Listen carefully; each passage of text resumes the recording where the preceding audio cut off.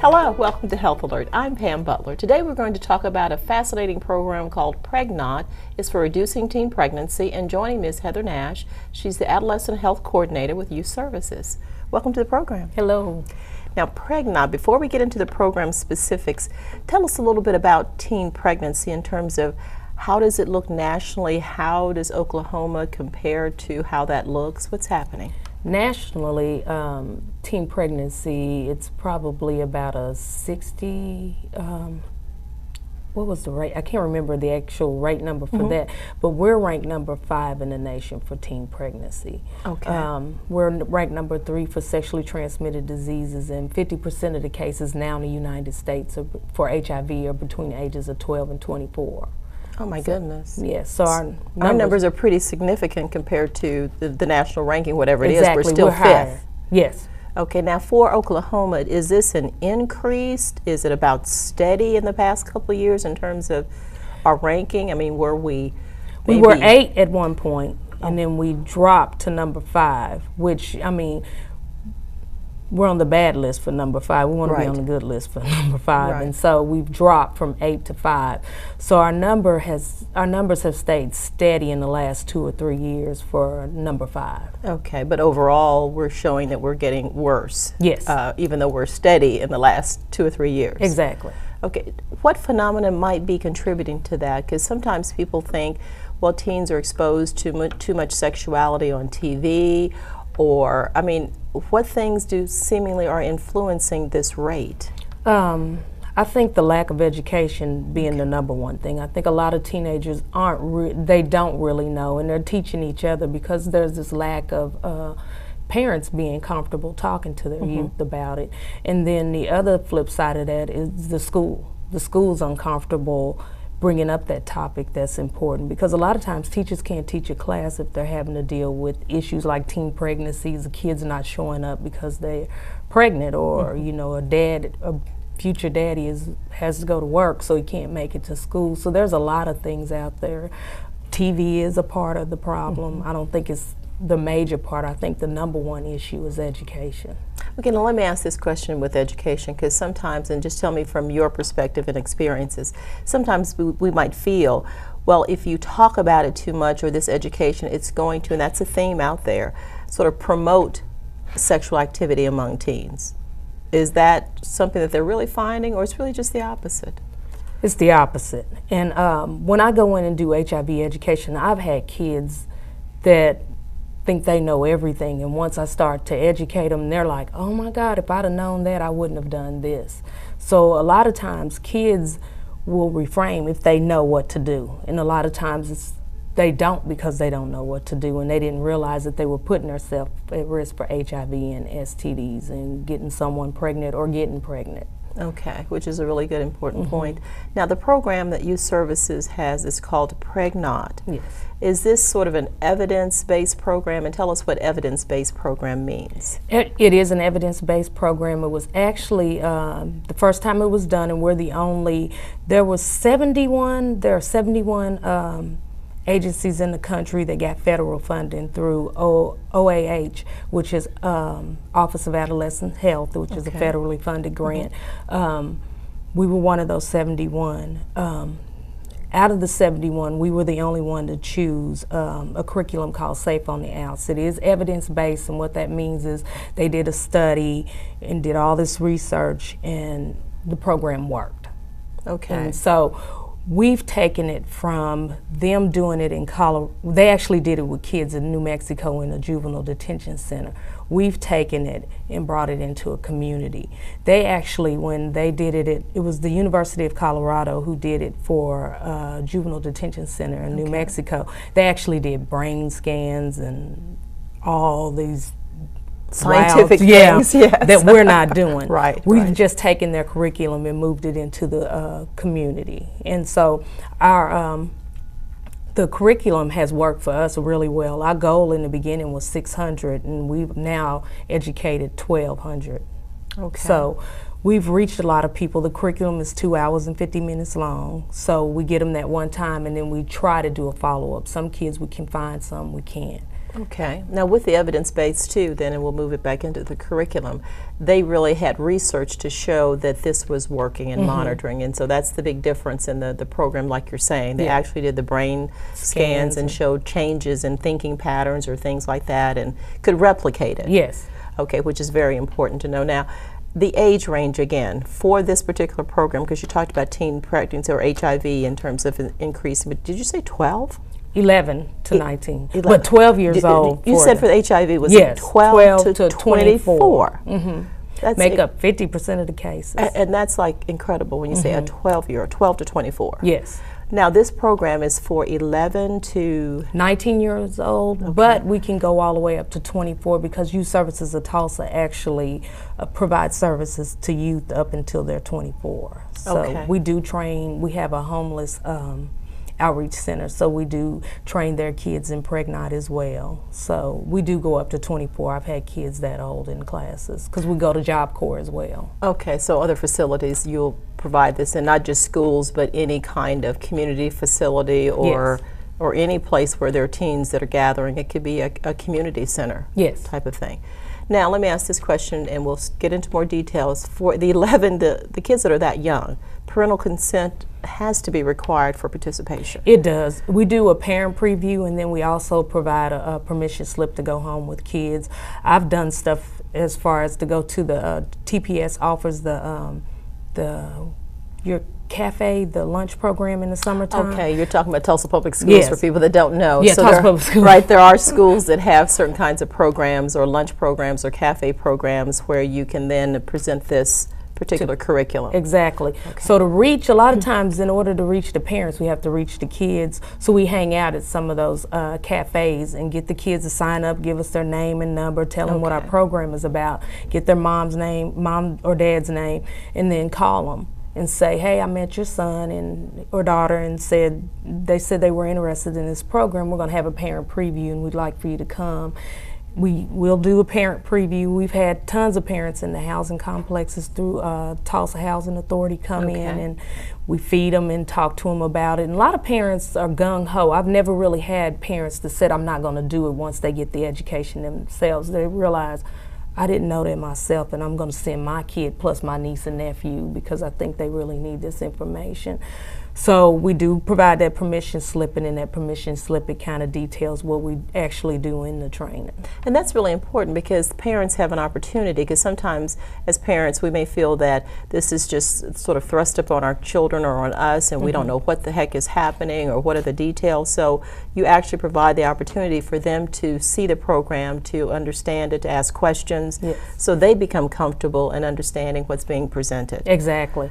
Because that curriculum, and the reason why it's important that we talk to the parents is because the curriculum does have a component in there where we have to do condom demonstrations. So I want parents not to be sideswiped and think we're out teaching their kids about how to have sex. We're actually teaching them how to stay safe if they choose to have sex. And so we want to make sure they're aware of that, because the whole purpose of this curriculum is to get more condom use out of youth. Okay, and we're going to talk about the specifics of it. Before we go to break really quickly, are they able to participate in the presentations you do with youth, or that needs to be separate? No, we do. If a parent is insisting on being there, I have no problems with that. As long as the kids are not uncomfortable, then I don't have a problem with it. I kind of encourage parents, if you have questions, kind of keep them low. Because I've had a parent who kind of embarrassed their kid, and so I told her to kind of just lay low a little bit and let him ask the questions, because he's embarrassed that you're doing it. But other than that, no, I don't have a problem with him sitting in the classroom with the kids. Okay, well, we're going to take a really quick break and come back and talk about the specifics of the program. Okay. Okay. Please stay with us. We'll be right back.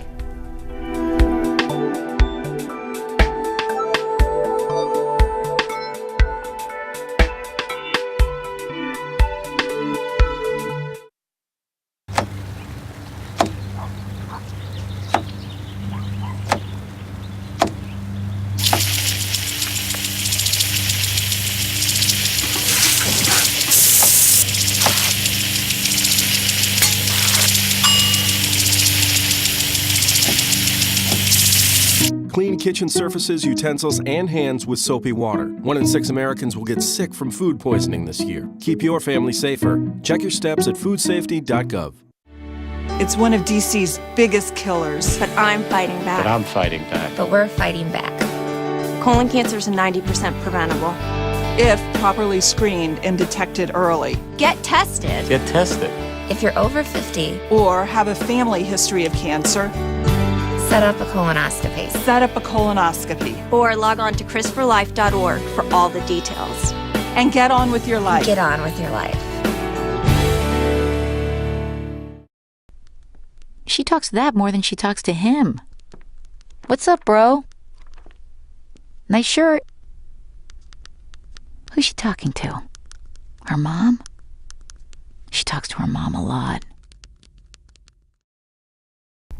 Welcome back to continue our program talking about Pregnant with Heather Nash. She's the Adolescent Health Coordinator with Youth Services. We're going to jump right in. Now, we were talking about sort of getting into the components of this program, this evidence-based program. I want to say that again. So it has some research behind it. Tell me sort of the first component. I cheated and I did look at it. Okay. I know the first one is looking at knowledge. What does that really encompass? Knowledge, it covers them being comfortable talking about this subject, and we make sure that they understand that we will be talking about HIV and STDs and pregnancy and birth control, and making sure that they understand that it doesn't matter what their sexuality is. We're not here to talk about their own personal issues. We're just here. We're not concerned about their values, attitudes, or beliefs. We're just here to give them information to go along with that in their life. And so we make sure they clearly understand that. Then we move into talking about the definitions. What do they mean? And what is HIV? What is STDs? What is abstinence? So that kids can know that abstaining is the only 100% way that you can't get pregnant, get HIV or an STDs. Then we move into, what's the next one we're talking about, the body fluids. Okay. And what body fluids transfer HIV from one person to the other. Kids, and adults, a lot of people still think you can get it from saliva, but we know that's not the case because a lot of people still kiss. So right. if we could get That's it that important. way, they probably have it by now. We talk about mosquitoes and monkeys because those seem to be the two popular. Insect and monkey is the two popular most things that they think that how they can get it when it comes to transferring from one person to the other. So we do discuss that. Body fluids, we move into activities that transfer from one person to the other, which is sex. And a lot of times we have to talk about making sure that they understand that when we talk about sex, because people have their own definition of what sex is, and so does HIV, and its definition of sex is oral, anal, or vaginal. And I always have to make kids understand that the same body fluids, the same place that you can get, how can I put this? Just I've like you had do in the kids class. How do you do it in the class?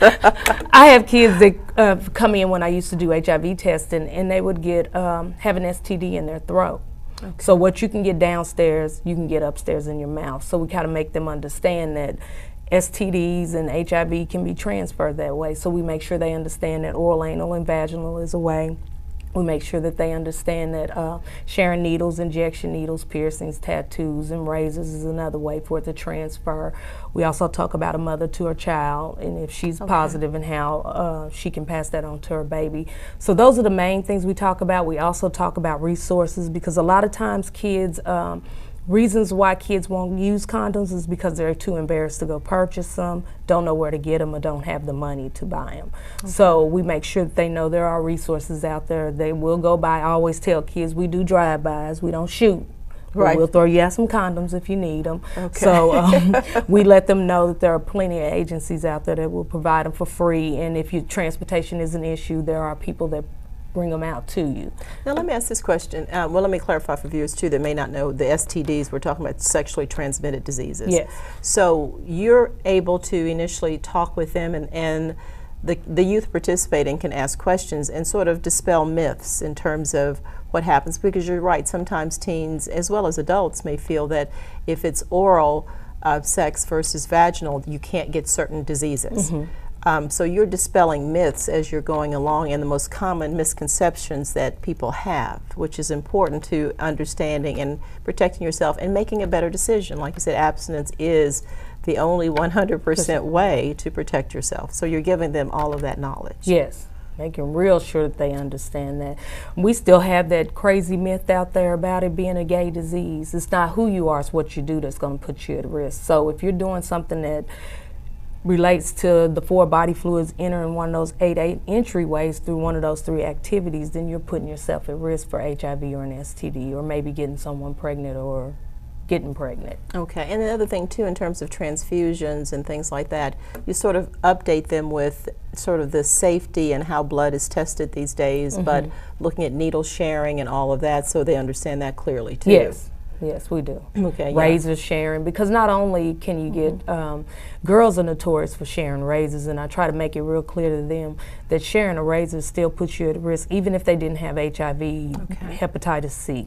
Okay. You know, because that epidemic is way greater than HIV. For every 1 person in Oklahoma that has HIV, 6 people have hepatitis C. And I kind of make them understand that that destroys your liver.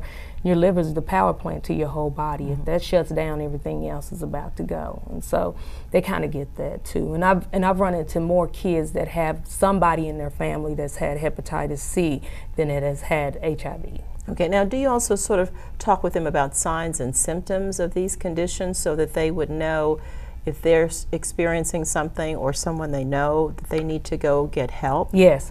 I always tell kids this: if it's dripping, stinking, different color, don't look right, you need to go to the doctor. Something's wrong.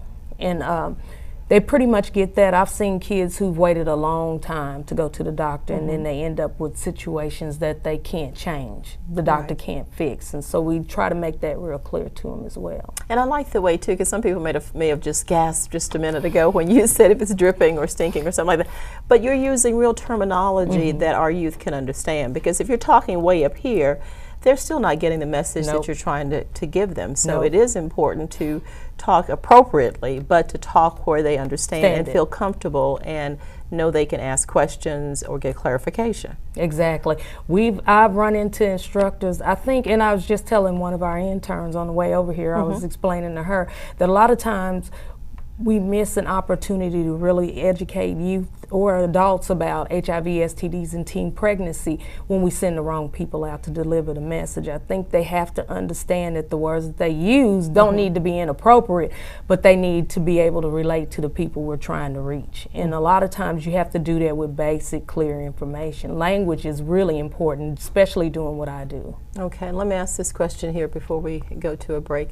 Looking at the area, because that's one area that you delve into with this curriculum, alcohol and the use of alcohol. How do you address that in relation to teen pregnancy or being safe with the youth? Alcohol is important because we know that 60% of the cases now, when it comes to teens, alcohol played a role in reasons why teens end up pregnant with HIV and STD, raped, or committing crimes. So we know that drugs and alcohol play a major role in the infection rates. Okay, and so that's important for them to understand that your impaired ability to make decisions go along with the alcohol use, because sometimes people think they can drink a little bit and they're still just as clear and they understand everything that's going on around them. And they don't. And and when they don't, I've had kids tell me that marijuana makes them smarter, you know, and we've had all kinds of, and what we've learned here in Tulsa, New Mexico, when they did their study, they found that more kids use, because it's a Native American and Hispanic community, larger community, they found that those youth tend to use alcohol more. Well, we're finding here in Tulsa that kids are more prone to use drugs. Marijuana being the number one drug, and then pills right after that. Okay, and so it's important whatever community you are, if you're introducing this program, to find out what youth are really doing in that community. Yes. So you can work that into your discussion. You don't have to wait to ask them, but you can say, I know in our community this is what's happening, and where are you guys with that? How do we do that? Is that what you're... Right, in terms of, it's important for any community to do that, but do you also bring the participants in and say, well, how do you guys approach this? I mean, what do you see your friends doing, or what's happening in your environment kind of thing? We do talk a whole lot with youth about, and that's my first question when I start the drug and alcohol section, because actually that curriculum only focuses on alcohol. And I ask them, what's the most popular drug out there? And they usually, is it easy to get alcohol or is it easy to get drugs? Most kids will say it's easy to get drugs. Okay. And then they'll say that it's easy to get drugs because alcohol, you actually have to have a license or some type of ID to prove that you're 21. And so when they go to a dope dealer, he's not asking for ID. Right. So it's easier for them to get drugs. We tend to hear more of that than anything else. Right, and that prescriptive abuse in the home where they're being able to get it out the medicine cabinet. Exactly. We're going to take another quick break and come back and talk about some final components of your curriculum. Okay. All right. Okay. Please stay with us. We'll be right back.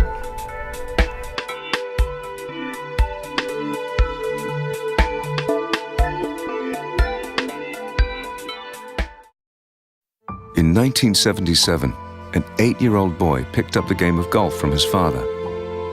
The odds of that same boy then making it to the US and European pro golf tours, 1 in 7 million. The odds of the Big Easy winning the US Open twice, 1 in 1.2 billion. The odds of him having a child diagnosed with autism, 1 in 110. Ernie Els encourages you to learn the signs at autismspeaks.org.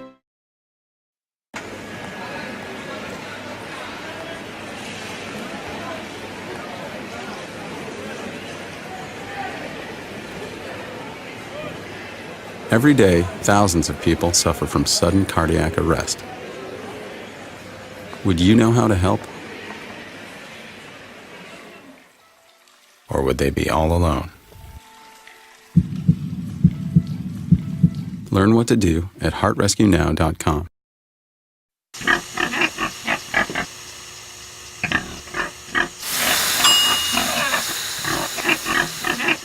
Cook foods to the right temperature using a food thermometer. 3,000 Americans will die from food poisoning this year. Check your steps at foodsafety.gov. Welcome back. To complete our discussion, talking about a fascinating evidence-based program called PregNot. Joining me again is Heather Nash, Adolescent Health Coordinator for Youth Services. Let's jump in, Heather. I wanted to come back to, if I could, the alcohol part in terms of looking at that. And you mentioned how drugs are a lot easier to get because you don't get ID and all that, and you've got the prescription drugs in the home and you've got the alcohol. Take me a little bit more through that in terms of what are you helping youth focus on? We're helping them to understand decision making. Earlier in the curriculum when they come in, we actually do a computer game where it's having them make decisions. And the decisions that they're making, it's whether they're male or female, and then it goes through this thing, well, I met this guy and I met this other guy, and one guy I knew and the other one I didn't know. Okay. And I have to choose. And so it's giving them the opportunity to see choices. Do I stay with them? I came with my friend, but do I stay with them because I want to get to know them a little bit more? And so when we get to the alcohol part, it kind of refers back to that video. It's about decision making or harm reduction. You may go out every Saturday and drink 40 drinks, that's exaggerated, but you may go out and drink 40 beers. But how can you reduce the risk from having sex? If you know that you drink and have sex, what could you do to reduce the risk so that we know that you can use condoms? And then kids are smart enough, they'll realize, well, I won't drink 40 beers anymore, or I'll choose to bring a friend with me to make sure that I don't engage in sexual activities. They'll make sure that I get home, or our program is all about harm reduction. We know that kids are going to engage in stuff whether we like it or not. We're just giving them an opportunity to think about stuff before they actually do it, prepare themselves ahead of time. Okay, so in essence, sort of helping them, like say, think through situations before they ever occur. So should you get in that situation, this is what you're going to do, or how to prevent yourself from getting into that situation. Exactly.